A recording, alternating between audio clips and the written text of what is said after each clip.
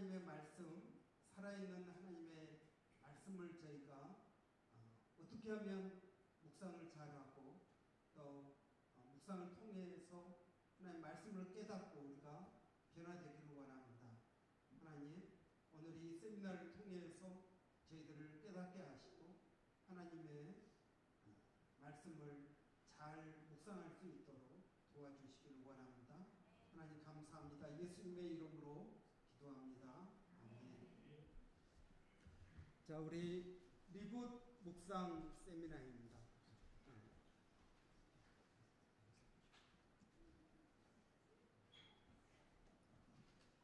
리붓 묵상 세미나인데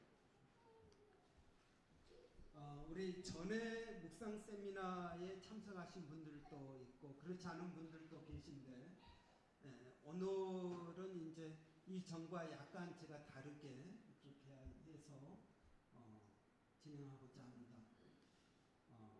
이런 지난주 설교가 뭔지 기억나십니까? 지난주 설교가 뭐였습니까? 지난주 예? 어머니의 노래는 그 전주고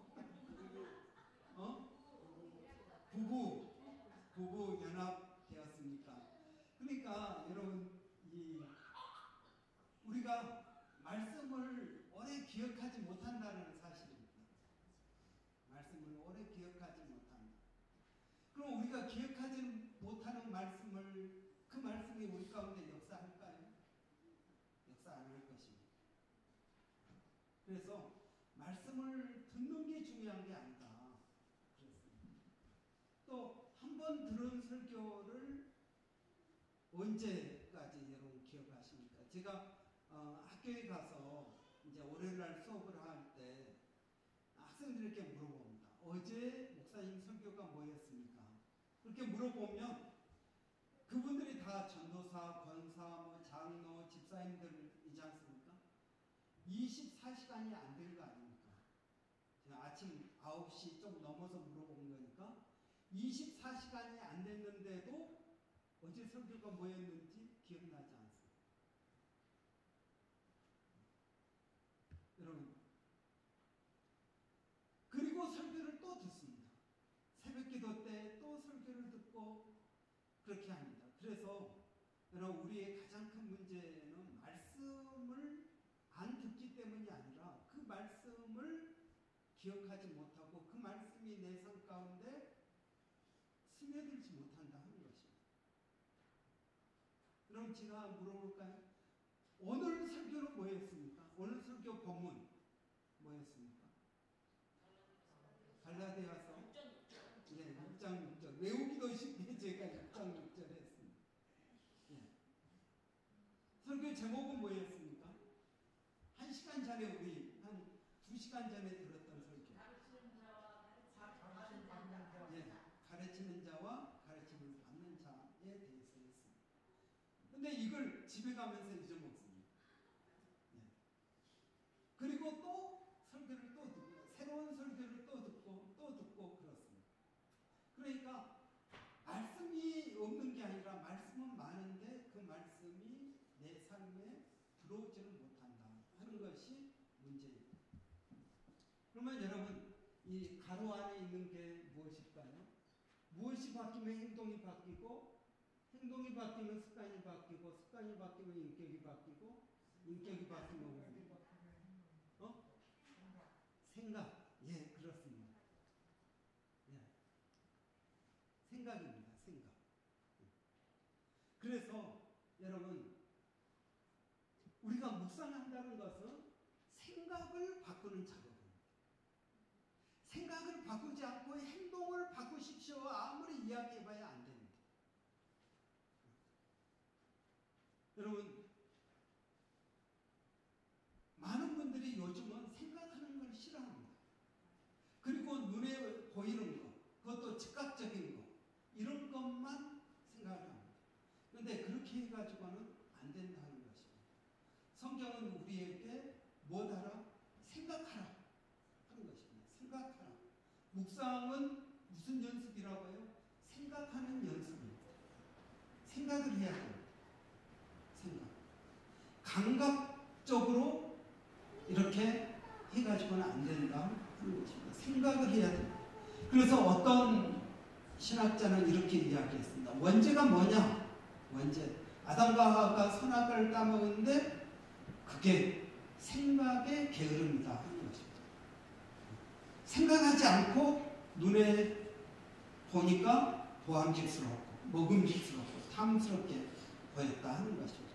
그러니까 감각적인 삶으로 사단은 우리를 인도합니다. 그러나 하나님은 우리로 하여금 생각하게 하는 것입니다. 여러분 생각해야 됩니다. 어떤 분들은 그렇게 말합니다. 목사님 저는 덮어놓고 믿습니다. 그렇게 이야기합니다. 여러분 덮어놓고 믿으면 안 됩니다. 성경책을 펴놓고 믿어야지. 성경책 딱 덮어놓고 말씀하는 대로 나는 무조건 하겠습니다. 그런 분들이 뭐가 되냐면 이단에 빠지기가 쉽습니다. 그런 분들이 이단에 빠지기가 쉽습니다.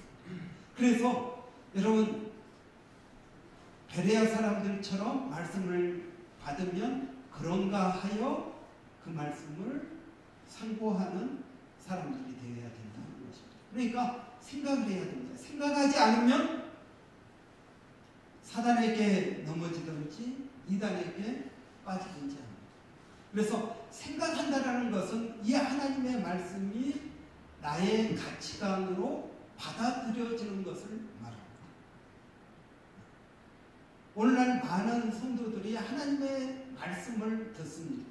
듣기는 듣는데 그 말씀을 듣고 잊어버립니다. 생각하지는 않습니다. 그래서 여러분 묵상은 뭐다? 하나님의 말씀으로 내 생각을 바꾸는, 가치관을 바꾸는 작업이 묵상이다 하는 것입니다. 그래서 말씀을 읽는 것 중요합니다. 그런데 충분하지는 않습니다.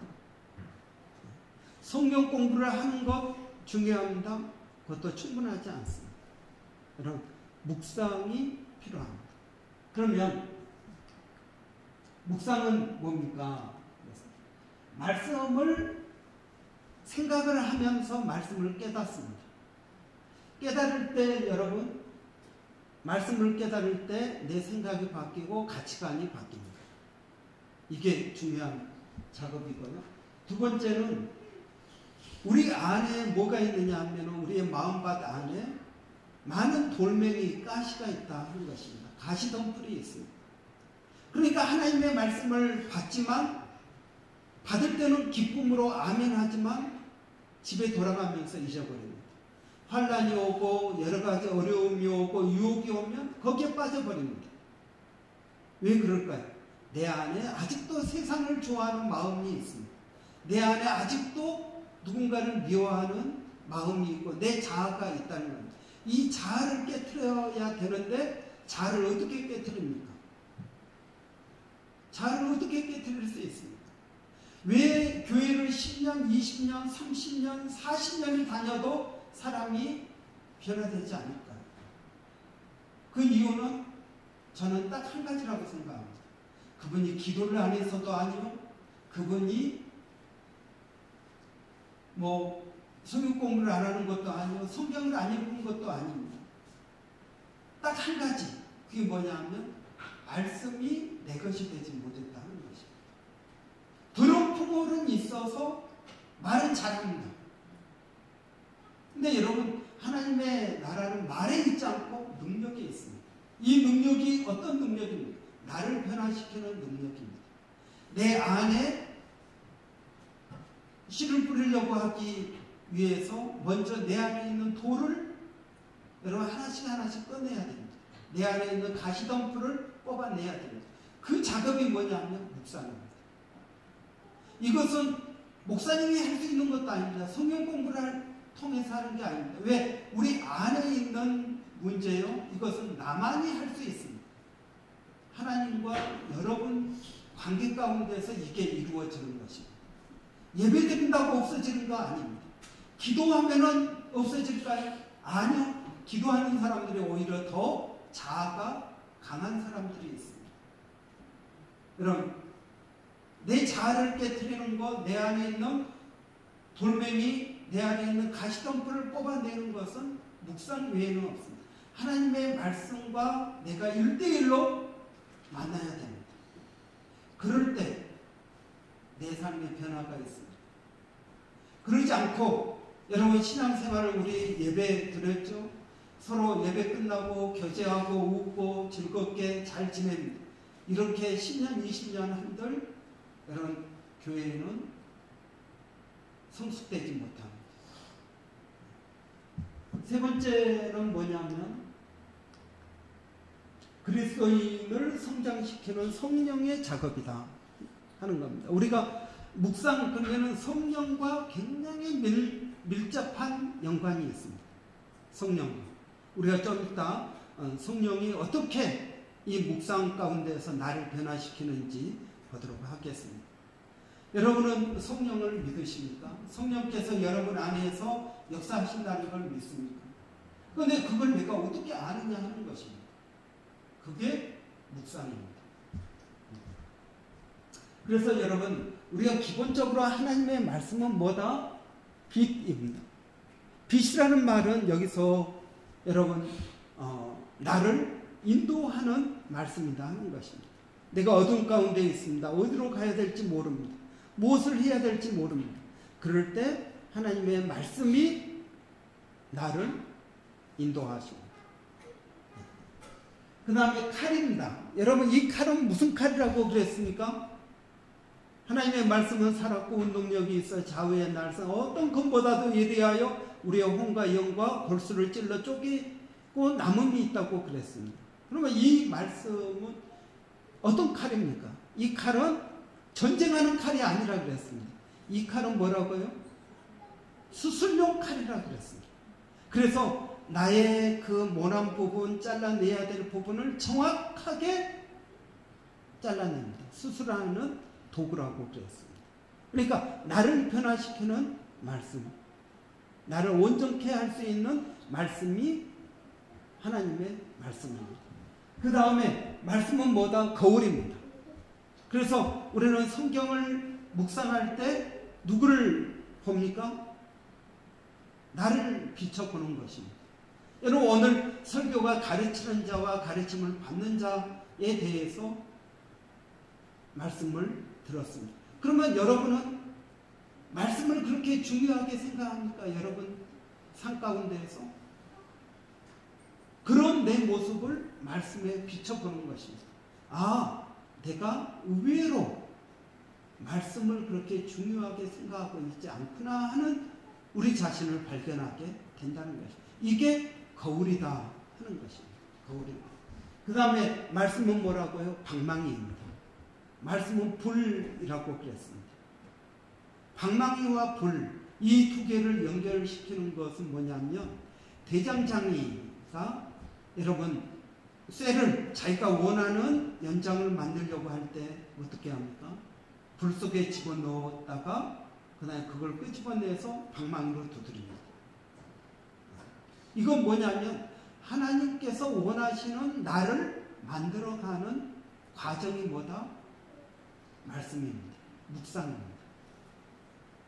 그리고 여러분 말씀은 뭐다? 씨라고 그랬습니다. 하나님의 씨. 이 말씀은 축복의 씨앗입니다. 이 말씀이 우리 안에 심겨지고 이 말씀대로 행할 때 우리가 생각하지 못하는 놀라운 하나님의 그러한 열매를 거둘 수 있을 것입니다. 여러분 묵상 아까 이야기했는데요. 자, 히브리서 5장 12절부터 보면은 이렇게 되어 있습니다. 때가 오래되었으므로 너희가 마땅히 선생이 되었을 터인데 너희가 다시 하나님의 말씀의 초보에 대하여 누구에게서 가르침을 받아야 할 처지이니 단단한 음식은 못 먹고 젖이나 먹어야 할 자가 되었도다. 이는 젖을 먹는 자마다 어린아이이니 의의 말씀을 경험하지 못한 자요 단단한 음식은 장성한 자의 것이니 그들은 지각을 사용함으로 연단을 받아 선악을 분별하는 자들이니라 그랬습니다. 여러분 왜 신앙생활을 오래 했는데 성장하지 못할까요? 여기 보십시오. 때가 오래되었으므로 너희가 마땅히 선생이 되어야 되는데 아직도 신앙의 초보입니다. 그 이유가 뭐라고요? 말씀을 경험하지를 못했다는 것입니다. 의의 말씀을 경험하지 못했습니다. 여러분, 왜 신앙이 성숙하지 못하고 여전히 초신자일까? 초신자도 아니죠. 그런데 본인은 초신자라고 생각을 합니다. 아니, 교회를 10년 다녔는데, 속된 말로, 식당계 3년이면 라면을 끓인다는데, 여러분, 사람이 교회밥을 10년을 먹으면 얼마나 많이 먹은 것입니까? 그런데 자기 자신을 초신자라고 생각합니다. 그 이유가 뭡니까? 그 이유가 말씀을 경험하지 못했다 하는 것입니다. 여러분, 어려울 때 기도합니다. 오늘 또 우리 말씀했죠? 기도하면 돈이 나옵니까? 뭐가 나옵니까? 예, 기도하면 돈이 나옵니다. 이걸 경험을 해야 된다는 것입니다. 이걸 경험하지 못하면 여러분, 말씀에 확신이 없습니다. 남의 이야기를 하는 것입니다. 자기 이야기가 아니라 남의 이야기만 자꾸 어떤 학자는 이렇고 누구는 이렇고 그러는데 자기 이야기는 없습니다. 그래서 여러분, 묵상은 뭐다? 말씀을 경험하는 것이다. 그렇습니다. 말씀을 경험해야 됩니다. 그러기 위해서 우리가 많은 말씀을 묵상하지 않습니다. 딱 하나만 한 주에 묵상합니다. 좀 이따 이야기하겠습니다. 네. 왜 우리 교회는 주일 설교를 묵상합니다. 예전에 우리 교회도요, 매일 성경 가지고 했습니다. 매일 성경 해가지고 몇 년에 걸쳐서 성경 한번 이렇게 다 읽고 묵상합니다. 근데 여러분, 매일 성경 큐티 하는 것은요, 저희 교회에서 하는 묵상과 다릅니다. 큐티는 뭡니까? 큐티는 딱 정해진 본문을 매일 다른 본문을 가지고 한번 읽고 거기에 말씀이 뭔지 잠깐 생각하고 적용하고 기도하고 끝납니다. 그러니까 여러분, 이것은 매일 다른 본문을 가지고 합니다. 주일날은 또 주일 설교도 듣고 매일 큐티를 합니다. 그런데 여러분, 우리 교회는 그렇게 하지 않습니다. 우리 교회는 주일 설교를 묵상합니다. 왜 주일 설교를 묵상하는가? 여러분, 첫 번째는 목사가 소화한 것을 성도들에게 먹입니다. 그러니까 목사가 본문을 가지고 충분히 연구하고 묵상합니다. 본문의 의미는 무엇이고 단어의 의미, 또 문맥의 의미, 이런 것들을 충분히 묵상합니다. 그리고 이 말씀을 자기가 충분히 다 소화를 한 다음에 그 말씀을 전합니다. 그런데 여러분들이 예를 들어서 매일 성경 가지고 하면은 본문의 의미를 어떻게 아나요? 다 모릅니다. 본문의 의미를 정확하게 알지도 못하는데 그걸 묵상을 합니다. 그것도 잠깐 한 몇 번 읽고 밑에 있는 설명 읽고 기도하고 오늘 이거 해야지 하고 적용하고 끝냅니다. 그런데 여러분, 왜 주일 설교? 여러분, 주일 설교 한 편을 준비하는데 시간이 얼마나 걸릴까요? 1시간, 2시간, 10시간? 여러분, 최소한 10시간 이상을 투자해서 설교를 합니다. 그러면 여러분, 10시간이라는 이 시간 동안에 담임 목사가 얼마나 연구하고 여러 성경들을 보고 여러분, 문맥이나 문법이나 그런 메시지나 이런 걸 연구한 다음에 설교를 합니다. 그러니까 여러분, 주일 설교만큼 깊이 있게 연구된 성경 본문이 별로 없다라는 것입니다. 그런데 이런 주일 설교를 성도들은 들으면서 딴 생각하고 돌아가면서 잊어먹고 그렇게 합니다. 저는 그런 걸 보면서 이건 웨이스트다, 낭비다. 그리고 주일 설교를 그렇게 준비한 목사님에 대한 예의가 아니다. 그렇게 생각을 합니다. 그래서 여러분, 우리 교회는 가장 깊이 있게 연구된 본문, 이 본문인 주일 설교를 묵상하는 것이 좋다. 그러면 성도들은 이미 주일 설교 때 그 내용을 다 듣습니다. 이해를 합니다. 그러니까 묵상하기가 편합니다. 자기가 따로 연구해야 될 필요가 없습니다. 그렇기 때문에 여러분, 주일 설교 묵상하는 이유가 그것입니다. 그다음 두 번째는 뭐냐면, 왜 주일 설교를 우리가 묵상하는가? 이거 우리가 한 가족이기 때문에 그렇습니다. 한 가족은 같은 음식을 먹습니다. 같은 음식을 먹으면서 같은 여러분 분위기를 연출합니다. 우리 희미가 이번에 날이 추우니까 아빠 오늘은 수제비가 먹고 싶어, 그렇게 이야기합니다. 왜 그럴까요? 우리 집 분위기가 추우면은 수제비를 먹거나 칼국수를 해 먹는 분위기입니다. 그러니까 날이 추워, 그러면 그게 먹고 싶습니다. 나중에 우리 희미가 장가 간 다음에도 날이 추워, 그러면은 어떻게 할까요? 국수나 따뜻한 걸 먹어야겠구나, 국물이 따뜻한 국물을 있는 걸 먹어야겠구나 하는 그러한 뭡니까? 우리 가족만의 그런 분위기가 만들어진다는 것입니다. 교회도 마찬가지입니다.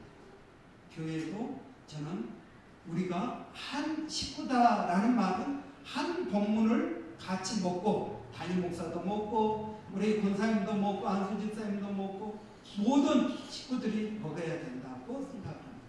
세 번째, 깊은 묵상을 위해서 그렇습니다. 여러분, 한국교회는 설교를 일주일에 목사님이 몇 편을 하냐면 최소한 7편 설교를 합니다. 새벽 기도 때 매일 다른 본문을 하죠. 그 다음에 또 주일날 하죠. 어떤 교회는 또 주일 오후 예배에 있으면 또 오후 예배도 합니다. 그건 벌써 7번 합니다. 그러다 금요일 날 있고, 또 어떤 데는 수요일 날도 있고, 또 그것만 있으니까 신방하면 신방도 하죠. 그러면은 설교를 일주일에 10편 정도 한다고 생각해 보십시오. 그럼 머리가 돕니다. 머리가 돕니다. 그런데 호주교회는 어떻습니까? 새벽 기도 없죠, 일단. 예배, 주일 예배 딱 한 번 있는 교회가 많습니다. 조금 열심히 있는 침례교회는 오후 예배가 있습니다. 근데 오후 예배도 뭐 설교하고 그런 건 아닙니다. 그러니까 호주교회는 설교를 한 편 아니면 2편 합니다, 목사님. 그러니까 얼마나 충분히 연구하고 설교를 하겠습니까? 그런데 문제는 호주교회는 반복하지는 않습니다. 한 번 하고 그걸로 끝나버리는 겁니다. 그런데 한국교회는 계속 설교를 하고 설교를 듣고 잊어먹고 또 듣고 잊어먹고 이걸 반복합니다. 그러니까 어떻게 되었습니까? 한국교회는 소화불량에 걸렸습니다. 먹기는 많이 먹는데 이것을 충분하게 소화해내지를 못합니다. 이게 문제라는 거예요. 그래서 우리 교회는 어떻게 합니까? 우리 교회는 주일날 설교를 합니다. 그 다음 새벽 기도 때 이걸 쪼개서 5번에 걸쳐서 월요일부터 금요일까지 합니다. 그리고 이걸 제가 카톡으로 또 합니다. 페이스북에 또 올립니다. 유튜브에 올립니다. 그리고 주일날 와서 묵상 나눔을 합니다. 그러니 우리 교회는 주일 한 그 설교를 계속적으로 들을 수밖에 없고 기억할 수밖에 없습니다. 저는 이것이 필요하다고 믿습니다. 여러분, 제가 늘 이야기하죠. 오늘도 말씀했습니다. 딱 한 구절만 제대로 깨달아도 여러분 성경 전체를 이해할 수 있습니다. 오늘 본문의 그 딱 한 구절만 깨달아도 성경 전체, 구약부터 요한계시록까지를 이해할 수 있습니다. 그러니까 여러분, 우리가 성경을 읽는 것도 중요합니다. 성경을 배우는 것도 중요합니다. 그러나 여러분 더 중요한 것은 무엇입니까? 묵상입니다. 묵상. 그래서 이 말씀을 깊이 있게 우리가 묵상하는 것이 필요하다 하는 겁니다. 저는 이 묵상이 성령님과 제가 동역하는 것이라고 믿습니다. 한번 볼까요? 성령님은 어떻게 묵상을 통해서 우리 교회 가운데 역사하시는가? 첫 번째는 뭡니까? 성령께서 우리 교회에게 하고 싶은 말씀을 담임 목사에게 줍니다. 그런 생각을 줍니다. 그러면 담임 목사는 그 말씀을 받아가지고 연구를 합니다. 기도하고 또 여러 주석도 보고 여러 번역 성경도 보고 해갖고 연구를 합니다. 그리고 그 깨달은 말씀을 성령의 능력으로 선포합니다. 이것이 담임 목사에게 하시는 성령님의 역사입니다. 그러면 성도들에게는 어떻게 역사할까요? 성도들에게 묵상을 통해서 깨닫게 하십니다. 여러분, 주일 설교는 어떻게 보면 목사님이 성령님과의 관계 가운데에서 주신 말씀을 자기가 깨닫고 설교하는 것입니다. 그러나 여러분, 꼭 담임 목사의 그 깨달음이 전부라고 말할 수 없습니다.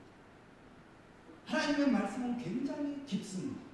깊어서 우리가 그 말씀에서 크게 벗어나지 않지만 깨달음은 다를 수 있습니다. 그래서 여러분도 그 말씀을 듣고 깨달을 때 성령의 역사 가운데에서 깨닫게 됩니다. 두 번째, 깨달으면은 여러분 성령께서 하셔야 될, 우리가 해야 될 일들을 하게 도전하십니다. 적용하십니다. 큐티에서 제일 중요한 것은 적용이라고 이야기합니다. 근데 저는 적용이 제일 중요하다고 생각하지 않습니다. 적용보다 더 중요한 게 있는데 그게 깨달음입니다. 깨달음. 성령께서 나에게 깨닫게 하시면 그 깨달음을 통해서 뭐가 나오냐면 내가 이걸 해야지라는 적용이 나옵니다. 물론 내가 해야지라는 마음은 먹지만 그걸 진짜 하는 것과는 좀 약간 다릅니다. 어떤 분들은 깨닫기만 하고 행동에 옮기지 않는 분들이 있습니다. 그렇지만 내가 행동에 옮기지 않지만 무엇이 옳은지 무엇이 그른지를 분명하게 알고 있습니다. 그럼 아까 우리 히브리서 12장에서 봤죠? 선악을 분별하는 자다. 히브리서 5장에 여러분 선악을 분별할 수 있는 자다. 무엇함으로써요? 하나님의 말씀을 깨달음으로써 무엇이 옳고 무엇이 그른지를 분별할 수가 있습니다. 묵상은 여러분 그래서 중요합니다. 또 말씀을 통해 우리의 삶이 변화하고 성숙될 수 있습니다. 저는 여러분들이 말씀을 깊이 있게 묵상할 때 말씀을 깨닫죠. 그러면 내 삶이 바뀝니다. 내 삶이 바뀝니다. 우리가 작년에 이제 묵상 세미나 하고 석 달 동안 날마다 묵상하는 것을 저에게 이렇게 보고하도록 그렇게 했습니다. 그런데 그분들이 의무적으로 석 달 동안은 매일 묵상하는 것을 저에게 권했습니다. 그런데 제가 그걸 보면은 성도들이 깨달은 것이 얼마나 대단한지 모릅니다. 그걸 자기들의 삶과 연관시켜가지고 말을 합니다. 그리고 저에게 어떤 분은 길게 어떤 분은 짧게 매일 그걸 석 달 동안 저에게 해서 보냈습니다. 제가 그걸 보면서 너무 은혜가 돼가지고 이걸 좀 모아서 책으로 펴면 좋겠다. 그런 마음을 갖기도 했습니다. 여러분, 그래서 여러분 이 말씀을 통해서 우리가 변화됩니다. 묵상. 저는 그냥 말씀을 듣는 것 충분하지 않습니다. 말씀을 읽는 것 충분하지 않습니다. 그 말씀을, 묵상이라는 말은 반복하고 되새긴다는 것입니다. 반복하고 되새기는 것이 필요합니다. 묵상하면 어떤 일이 일어날까요? 이런 깨달음을 통해서 가치관의 변화가 일어납니다. 이게 중요합니다. 여러분, 그리스도인이란 가치관이 변하는 사람입니다. 예수 그리스도의 가치관으로 내 가치관이 바뀌는 것입니다. 그런데 어떤 분들은 교회는 다니지만 자기 가치관이 있습니다. 성경의 가치관과 다른 자기의 가치관이 있습니다. 여러분, 이것이 바뀌어진다는 것입니다. 또 적용을 통해서 행동의 변화가 일어납니다. 그래서 여러분, 이 두 가지가 묵상하는 목적입니다. 깨달음과 행동의 변화.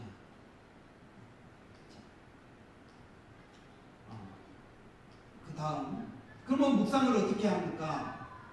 묵상을 하는 방법, 본문을 반복해서 읽으십시오. 제가 여러분 어떤 때는 긴 본문을 하기도 하지만 대부분 그냥 한 절 또는 두 절 길지 않게 합니다. 왜 그렇습니까? 암송하라는 것입니다. 암송. 제가 새벽에 한 구절을 하면 두 번 반복을 합니다. 그걸 여러분 5일 동안 하면은 10번입니다. 한 구절을 10번, 하루에 이틀, 아니 하루에 2번 이렇게 계속 반복합니다. 그래서 본문을 좀 읽을 필요가 있습니다. 그 다음에 본문을 충분히 이해하라. 이건 설교를 통해서 여러분이 이해할 수가 있습니다. 설교를 통해서. 따로 여러분이 연구할 필요가 없습니다. 그 다음에 본문에 대하여 뭐하라? 질문하라. 여러분, 이것이 묵상에서 가장 중요한 것은 이겁니다. 질문입니다. 질문. 본문에 질문을 하는 것입니다. 그냥 듣기만 하는 것이 아닙니다. 질문을 왜 할까요? 생각하라고 질문을 합니다.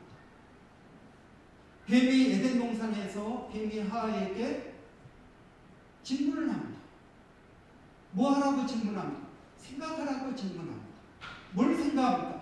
너가 지금까지 알고 있는 것, 그것이 옳은 것이냐? 네가 한번 생각해봐. 하는 것입니다. 질문. 제가 이제 묵상 나눔 우리 공식 단톡방에 제가 질문을 하나씩 이렇게 올려놓죠. 그 질문들을 여러분 활용해가고 하셔도 됩니다. 아니면 여러분 스스로 본문의 질문을 던져서 여러분이 생각하시면 됩니다.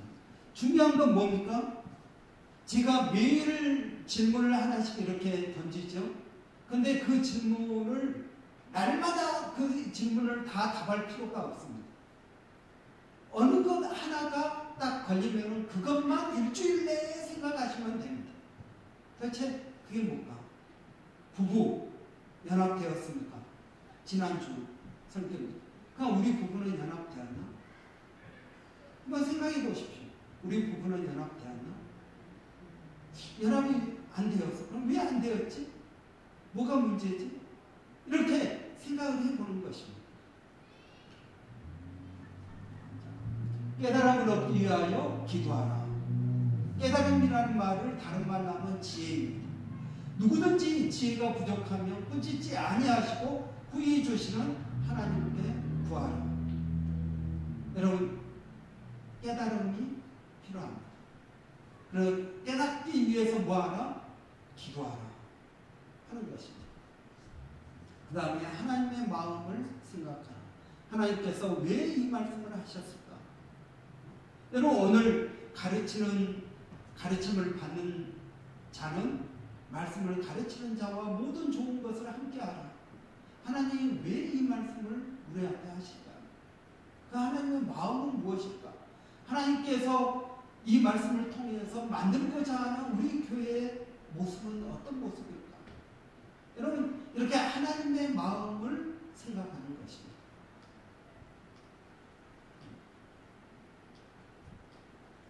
묵상은 뭐다? 묵상은 질문이다. 여러분, 묵상은 질문입니다. 질문을 해야 됩니다. 저는 우리가 성경을 읽는 게 두 가지 종류의 성경 읽기 한다고 믿습니다. 하나는 평면적인 성경 읽기입니다. 하나는 입체적인 성경 읽기입니다. 평면적인 성경 읽기는 그냥 성경 본문에서 도덕적인 교훈을 찾아내는 것입니다.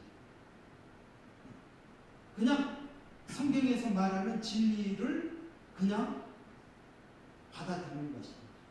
그러나 여러분, 입체적인 성경 읽기는 본문에 질문을 던져서 다양한 각도로 생각하는 것입니다. 질문, 이런 묵상은 질문인데 질문은 두 가지 종류의 질문이 있습니다. 하나는 열린 질문이 있습니다. 오픈 퀘스천이 있고, 하나는 닫힌 질문이 있습니다. 클로즈 퀘스천이 있습니다. 그러면 이 닫힌 질문은 yes, no, 단답형으로 대답하도록 하는 것입니다. 예를 들어서 여러분은 성경 말씀이 진리인 것을 믿습니까? 예, 아니요로 답할 것입니다. 왜 이런 질문을 할까요? 이것은 결단하게 하기 위해서요. 결단하게 하기 위해서요. 당신 결단하십시오. 이걸 믿습니까? 예, 믿습니다. 라고 결단하도록 하기 위해서요.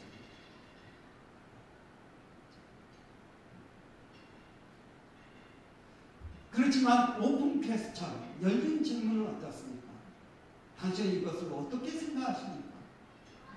무엇을 말하고 있습니까? 뭔가 우리로 하여금 생각하게 하는 질문입니다. 닫힌 질문은 우리에게 결단하게 하는 질문이라면, 열린 질문은 우리로 하여금 생각하게 하기 위한 것입니다.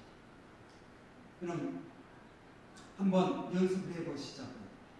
문을 두드리라, 그리하면 너희에게 열릴 것이니, 이 본문이 있습니다. 이 본문에서 우리가 생각할 수 있는 질문은 무엇입니까? 여러분이 한번 이 본문 가운데 질문을 던져보십시오. 자, 여러분이 말할 타임입니다. 이 본문 가운데 여러분이 질문을 한번 던져보십시오.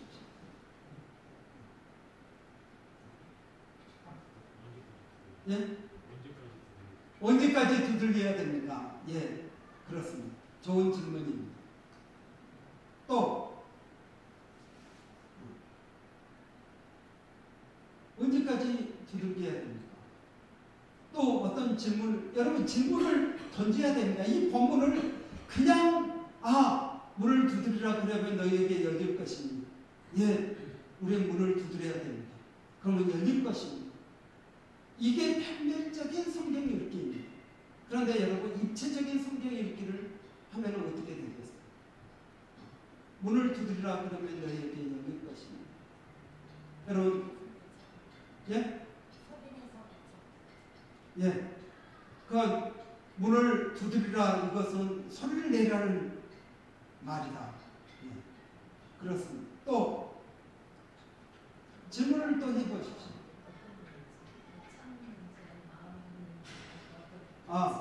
그런 저 문이 어떤 문인지. 예.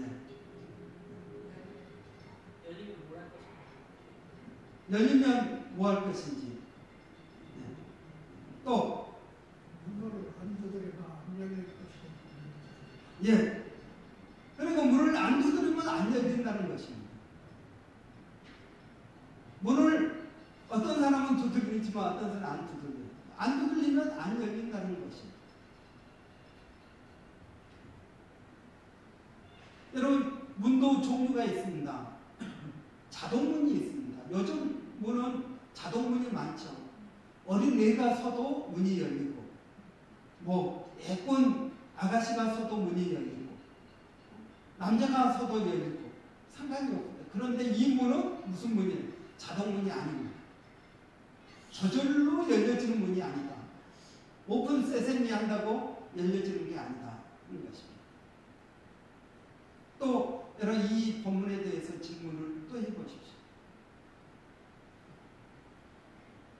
묵상은 뭐라고요? 질문하는 것입니다. 이 본문의 질문을 또 던져보십시오. 얼마나 세게 두들려야 되는가? 예, 좋은 질문입니다.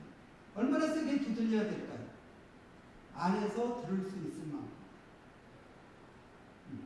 너는 내게 부르짖으라. 그리하면 내가 내게 응답하게. 부르짖으라 라고 또 말하고 있습니다. 예, 두드리고 기다리고를 반복한다. 예, 그렇습니다. 또 질문을 해보십시오. 여러분 이 본문에서 질문이 한 20개 이상 나올 수 있습니다. 뭔가를 자꾸 생각해야 됩니다. 아, 목사님 나는 생각하기가 싫습니다. 문을 두드린다는 게 무슨 말입니까? 예, 좋은 질문입니다. 기도한다는 말이죠. 그럼 왜 기도하는 것과 문을 두드리는 것을 연결시키려고 말을 하고 있느냐 그거. 왜 하나님은 문을 두드리는 것과 기도하는 것을 연결시켜서 말씀을 하실까? 그 많은 비유가 땅을 팔아 뭐 이것도 아니고. 좋은 질문입니다. 말씀을 깨달으면 우리 안에서 말씀을 깨닫기 예. 예. 말씀 깨달음을 통해서 문이 열릴 것이다. 예. 좋습니다. 또 이런 계속 이야기를 해야 됩니다. 제가 뭐 한두 개 듣고 넘어가려고 생각하지 않습니다. 왜냐하면 이 본문을 깊이 있게 묵상하는 질문을 던지는 연습이 우리 가운데 있지 않으면 이런 묵상이 되지가 않습니다. 모든 것을 얻을 때까지 행동을 취하라. 예, 모든 것을 얻을 때까지. 예, 언제까지 두드려야 됩니까? 예, 열릴 때까지 두드립니다. 문이 열리면 여는 사람 어떻게 안 열리는 두드린다고 열리는 게 아니라 조금 그 안쪽에서 열어줘야 열릴 수가 있다. 어떻게 해야 안 열리는 예, 그렇습니다. 성경은 왜 두드리라고 이야기합니까? 내가 열 수 없기 때문에 두드리라는 것입니다. 렘브란트가 그리는 요한계시록 3장 20절 말씀, 내가 문 밖에 서서 문을 두드리노니, 그거 여러분 그림 성화 있지 않습니까? 거기 자세히 보면은 손잡이가 없습니다. 그 말은 무슨 말이냐면 안에서만 열어줄 수 있는 문이다 그 말이에요. 그러니까 여러분 우리가 기도한다라는 것은 내가 열고 내가 밤새 땅 파면은 되는 것이 아니고 안에서 열어줘야 열리는 문이다 그 이야기입니다. 우리 인생의 문제도 마찬가지라는 거. 좋은 질문입니다. 또 제가 한 2년 전에 성령께서 이 말씀을 저에게 깨닫게 해주셨습니다. 저는 이 말씀을 통해서 성경을 보는 눈이 바뀌었습니다. 그게 무슨 말이냐면 성경을 입체적으로 볼 수 있는 안목을 성령께서 깨우쳐 주십니다. 성경을 입체적으로 볼 수 있는 이 본문을 가지고 성령께서 저에게 여러 가지 질문들을 해 주셨습니다. 그리고 저에게 깨닫게 해 주시고 답을 말씀해 주셨습니다. 그 후로 제가 성경을 항상 볼 때마다 입체적으로 성경을 볼 수 있도록 했습니다. 제가 오늘 이제 우리 그 두 번째 본문이 오늘 본문인데요. 가르침을 받는 자는 말씀을 가르치는 자와 모든 좋은 것을 함께하라. 이런 이 본문을 가지고 질문을 만들어 보십시오. 이 본문 가운데 여러분 질문을 만들어. 이제 우리가 내일 아침부터 묵상을 해야 되지 않겠습니까? 묵상을 해야 되는데 이 본문을 묵상할 거란 말이죠. 그러니까 이 본문을 여러분 한번 가지고 질문을 만들어 보십시오. 하면 된다. 뭘 하면 됩니까?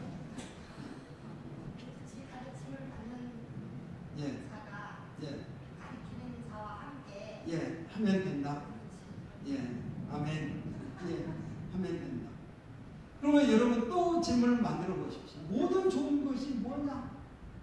이런 것도 있겠죠. 가르침을 받는 자는 누구고 가르침을 받는 자는 예, 그렇습니다. 가르치는 자는 누구고 가르침을 받는 자는 누구고, 이걸 좀 더 깊이 있게 우리가 생각을 한다면, 그런 가르치는 자의 자세는 어떠해야 되고 가르침을 받는 사람의 자세는 어떠해야 되고, 뭐 이런 것도 생각할 수 있겠죠. 또 여러분 질문을 만들어 보십시오. 질문을 해야 됩니다. 자꾸 질문하는, 우리 여러분 아이들에게도 교육할 때 너 선생님 말씀 잘 들었니? 라는 것이 아니라 너 선생님 말씀에 어떻게 질문했니? 이것을 물어봐야 됩니다. 우리는 이 질문하는 게 익숙하지가 않습니다. 전에 제가 어디 이제 유튜브 봤더니 그 오바마 미국 전 대통령이 한국에 와서 이제 그걸 하고 기자회견을 한 다음에 기자들에게 질문을 하라고 그랬더니 아무도 질문 안 해요. 한국 사람들은 아무도 질문을 안 하는 거예요. 거기에 앉아있는 그 중국 기자가 질문을 하더라고요. 그러니까 그 옆에 있는 한국 대통령이 하도 질문을 안 하니까, 아니 우리 한국 사람은 뭐 한국 기자는 질문할 거 없습니까? 그러니까 아무 말도 안 하는 거예요. 여러분, 질문이 우리는 습관이 되지 않았습니다. 그냥 덮어놓고 믿는 것입니다. 당신이 말씀하면 나는 그대로 따르겠습니다. 나는 순종할 준비는 되어 있습니다. 근데 질문은 못하는 거예요. 근데 여러분, 성경은 우리에게 질문하라고 말합니다. 그래야 깨달음이 있죠. 여러분, 질문해 보십시오. 가르침을 받는 자는 말씀을 가르치는 자와 모든 좋은 것을 함께하라. 오늘 이 말씀을 설교를 들었는데 여러분은 질문이 없습니까? 예? 신뢰와 믿음. 나쁜 것은 함께하는 어떻게 하는 것이 함께하는 어떻게 하는 것이 함께하는 것인가? 예? 좋습니다. 이런 질문이 나와야 이제 적용이 나오는 것이죠. 또 저기 우리 안수 집사님 아까 나쁜 거나 슬픈 거나 함께하면 꼭 좋은 것만 해야 됩니까? 근데 이 좋은 것이 어떤 때는 입에 쓴 것이 좋을 수도 있고요. 어떤 때는 입에 단 것이 좋은 것일 수도 있습니다. 상황에 따라 다른 것이겠죠. 또 본문에 대해서 또 질문을 해보십시오. 이런 질문을 해야 됩니다. 질문하지 않으면 깨달음도 없습니다. 깨달음이 없으면 변화도 없습니다. 변화가 없으면 앞으로 여러분 10년 후도 똑같은 모습으로 살 수밖에 없습니다. 여러분, 질문을 해야 됩니다. 생각을 해야 됩니다. 생각의 게으름, 여러분 안 됩니다. 생각하고 질문하고, 여러분, 그래야 저는 성경의 진지한 학생이 될 수 있다고 믿습니다. 질문하십시오. 가르치는 자가 좀 더 월등해서 가르침을 받는 자가 좀 부족하거나 뭐 그렇게 하더라도 그거를 충분하게 해서 그 가치를 대줘야지만이 우리가 다 좋은 것을 얻을 수 있다고 예, 그렇습니다. 예, 가르치는 자와 가르침을 받는 자가 서로 이렇게 교감이 있어야 된다는 말씀이죠. 또 질문해 보십시오. 저희가 가르침을 받는 자는 이제 가르치는 자와 모든 것을 함께하라고 되어 있습니다. 가르치는 자는 가르침을 받는 자와 모든 것을 함께하는 것. 틀린 말입니다. 순서를 바꿔서 아니요, 꼭 틀린 건 아니죠. 근데 여기서 이제 가르침을 받는 자에게 더 포커스를 둔 거죠. 가르침을 받는. 그러니까 가르치는 자는 누구겠습니까? 바울 자기 자신을 말을 하겠죠. 그러니까 자기가 자기에게 말을 하는 것이 아니고 상대방에게 말을 하니까 상대방은 누구예요? 가르침을 받는 자들이겠죠. 그래서 가르침을 받는 자를 앞에다가 내고 강조하는 것 같습니다. 가르침을 받는 자와 말씀을 가르치는 자는 바뀔 수 있을까? 좋은 생각입니다. 예. 그것도 한번 생각해 보시죠. 이번 주간에 그 한번 생각해 보시죠. 근데 모든 좋은 것을 나눠야 합니다. 일부분만 나눠서는 안 됩니다. 예. 모든 좋은 걸 나누라고 그랬습니다. 그러면 이 모든 좋은 것에 무엇이 들어갈까? 아까 이야기했던 여러분 우리가 간증, 말씀을 받았고 그 말씀을 내가 경험하고 또 간증하면서 서로 주고받는 것, 뭐 기도하는 것. 저는 여러분의 기도 제목을 물어보는데 왜 여러분은 저의 기도 제목을 안 물어보십니까? 모든 좋은 것을 같이 하라고 했는데 나만 집사님 기도 제목이 뭡니까? 기도해 드릴게요. 그러는데 왜 성도 여러분은 저의 기도 제목은 안 물어보십니까? 저희는 설교 들으면서 목사님의 기도가 무엇인지 그렇습니다. 예. 그래도 이렇게 안 물어봐도 다 하고 계시죠? 예. 그래도 물어보시기 바랍니다. 알아도 물어보면은. 그러니까 여러분 모든 좋은 것에 무엇이 들어가는가 한번 생각해 보십시오. 여러분 나름대로. 말씀을 내가 받았으니 뭐 영의 양식을 받았으니 나는 육의 양식을 나누겠습니다. 얼마나 좋은 생각입니까? 여러분 그런 걸 정리해 보십시오. 예. 그렇게 여러분 본문에 질문을 자꾸 던져야 됩니다. 생각해야 됩니다. 덮어놓고 믿는 건 위험합니다. 덮어놓고 믿지 말고 여러분 생각을 해야 돼요. 그래서 질문을 하게 하고 그래서 이제 제가 이제 앞으로 지금은 아니지만 앞으로 제가 꿈꾸는 건 우리 학생회도 주일학교도 다 이 말씀을 어른들과 똑같이 묵상하고 가정 예배를 드려도 그 말씀을 가지고 이미 부모도 알고 있으니까 이렇게 또 부모가 자녀들을 신앙교육할 때에도 묵상을 통해서 신앙교육해도 저는 좋다고 믿습니다. 그래서 이걸 전반적으로 통일을 하면 좋겠다 그런 생각입니다.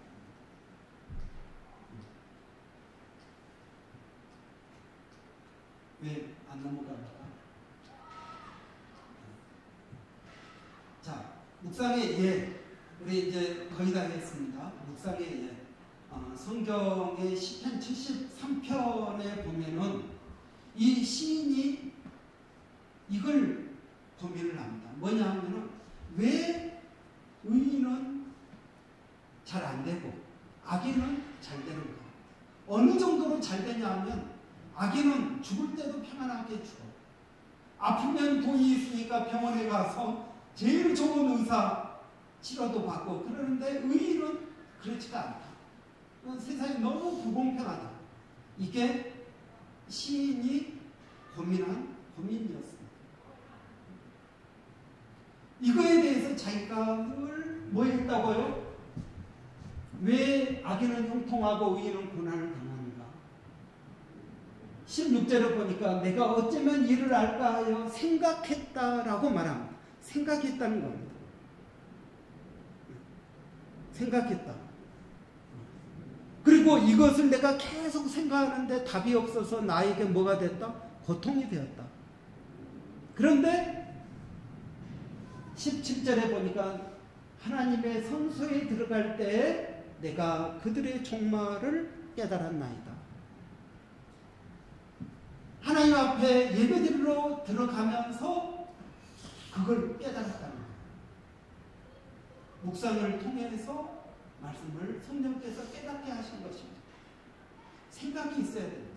생각이. 이 생각이요, 사실은 여러분의 인생을 바꿉니다. 이 깨달음이 인생을 바꿉니다. 여러분, 그래서 깨달음이 꼭 필요합니다. 그랬더니 어떻게 됩니까? 내가 깨달았나이다. 그렇게 이야기합니다.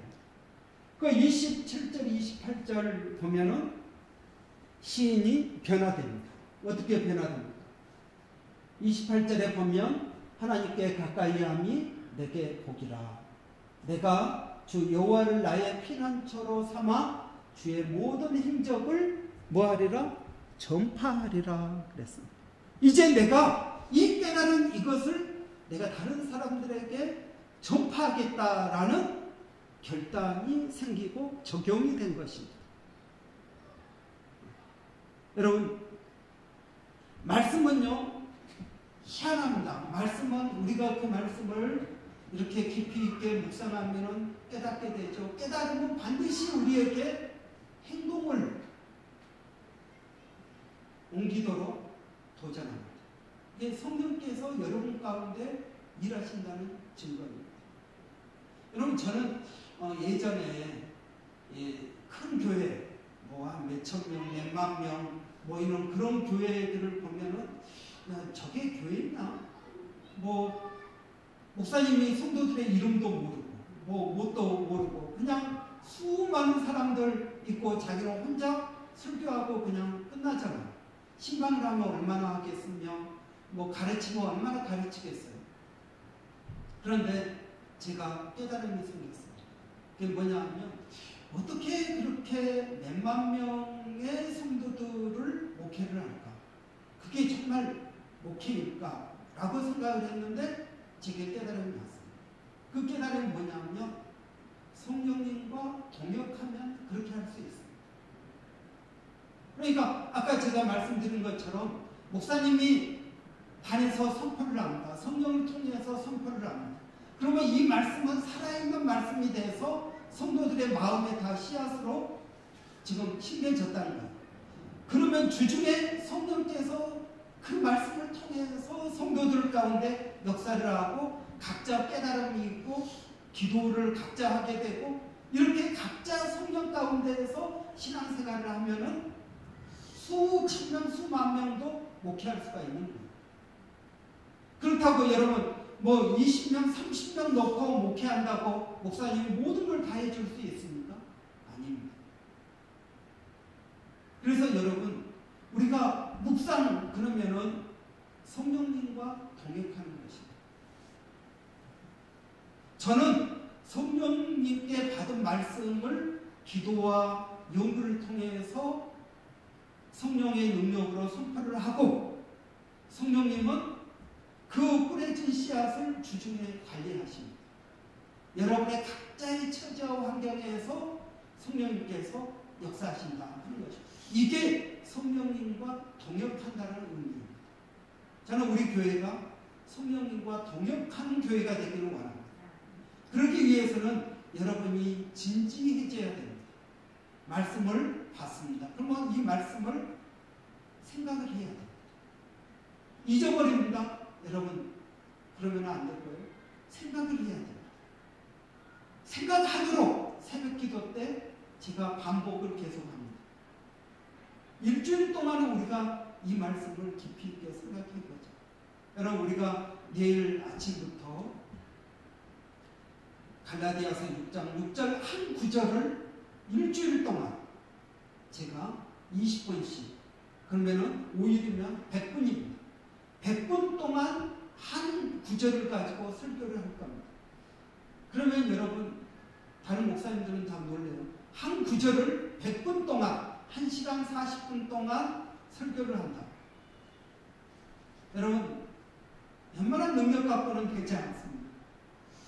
그런데 제가 성령을 통해서 깨달은 것을 이야기하면은 여러분 100분 갖고도 부족합니다. 그 깊이 있는 하나님의 말씀을 단 한 구절을 100분 동안 설교를 하는데도 부족함을 느낍니다. 듣는 여러분은 어쩌실지 모르겠지만 저는 it's not enough. 충분하지 않다고 생각합니다. 여러분, 말씀을 묵상하시고 말씀에 진지해지시기를 바랍니다. 너희가 은혜 받을 때 그것을 가볍게 여기지 말라고 말씀하십니다. 그럼 이제 여러분 우리 마지막 슬라이드 보겠습니다. 마지막입니다.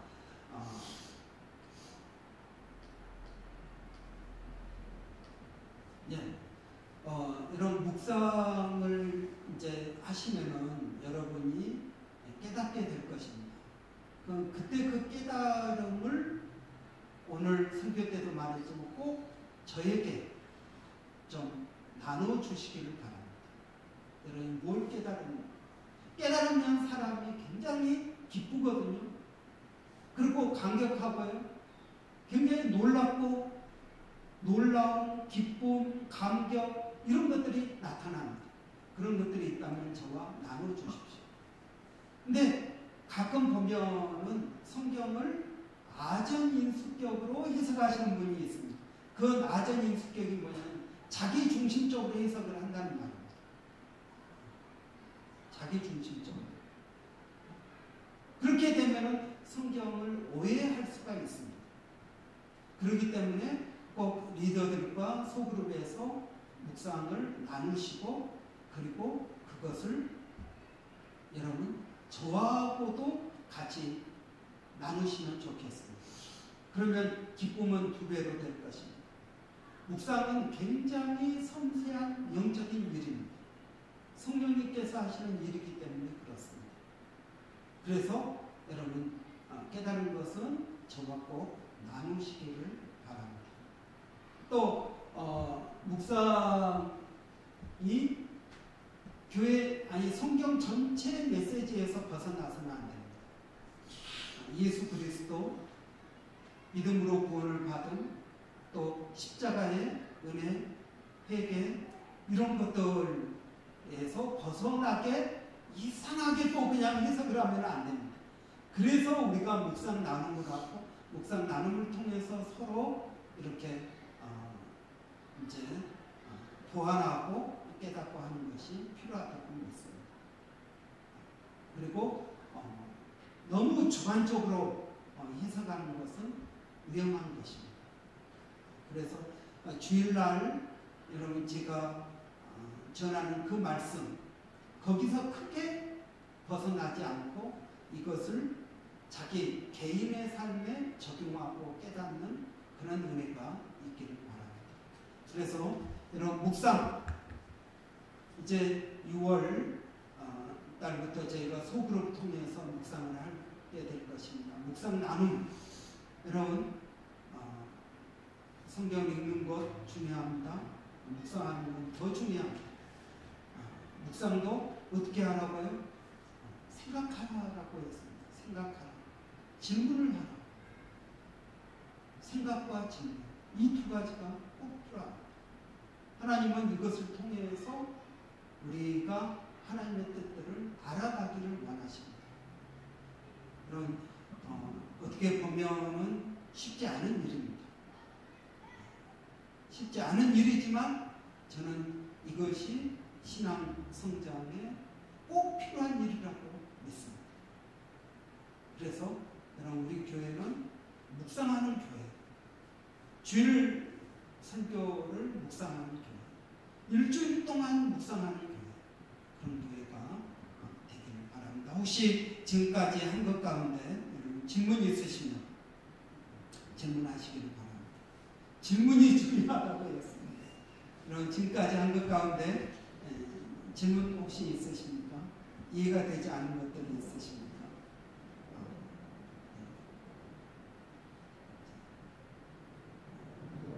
그러면 우리 이 시간에 한번 같이 기도하고 마치길 바랍니다. 우리 하나님 우리 교회가 묵상하는 교회가 되기를 바랍니다. 우리 교회 모든 성도들이 주일 말씀을 묵상하게 해 주십시오.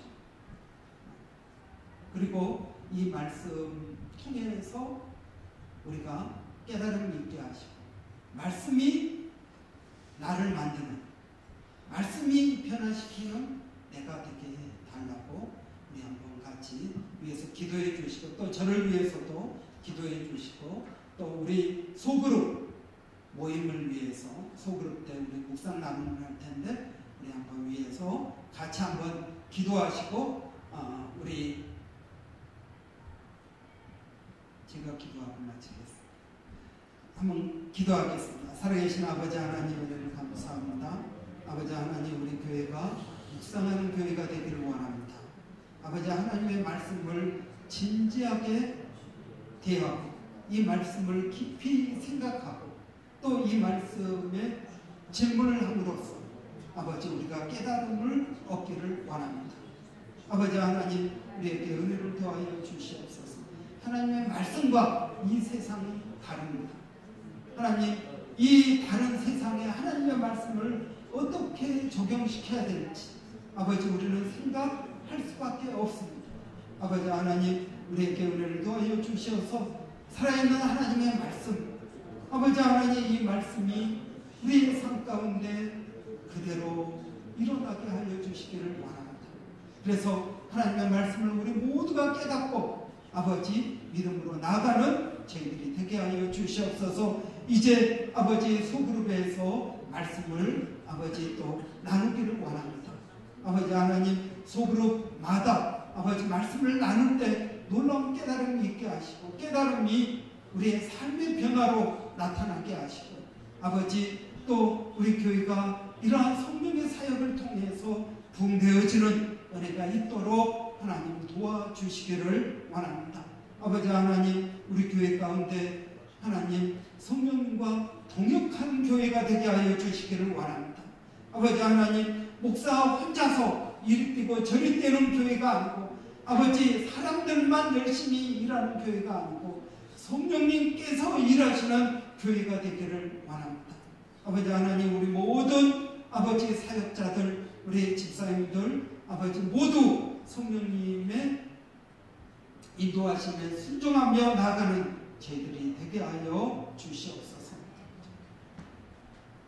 살아계신 아버지 하나님, 오늘 리붓 묵상 세미나를 통해서 묵상에 대해서 다시 생각하게 하시니 감사합니다. 아버지 하나님, 우리 교회가 묵상하는 교회가 되기를 원합니다. 아버지, 묵상을 통해서 성령님을 만나게 하시고 성령의 음성을 듣게 하시고 성령님이 나를 변화시키는 우리 자신이 되게 하여 주시기를 원합니다. 아버지 하나님, 소그룹에서 묵상하는 것을 나누게 될 것입니다.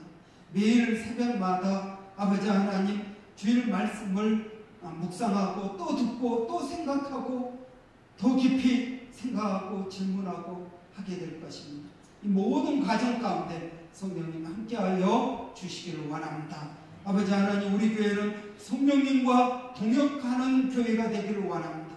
성령님께서 이 교회의 담임 목사님이 되어 주시고 성령님께서 이 교회의 모든 성도들을 아버지 변화시켜 주시고 인도해 주시기를 원합니다. 아버지 하나님, 이 묵상을 통해서 또 소그룹 묵상 나눔을 통해서 아버지 하나님께서 우리 교회 가운데 행하신 일들을 기대합니다. 예수님의 이름으로 기도합니다. 아멘.